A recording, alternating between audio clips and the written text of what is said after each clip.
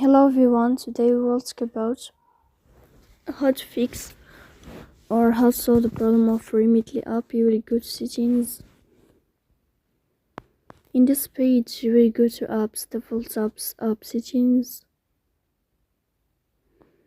In this list you will search about Remitly app and you will go here to this window. As you see, then we click on first stop and we click OK. Here you will enter to the window of storage. Then we click on clear cache, but pay attention, don't click clear data because that can delete your account or can cause you errors in your app. In the end, you can turn off your phone, so please don't forget to support us by like and subscribe.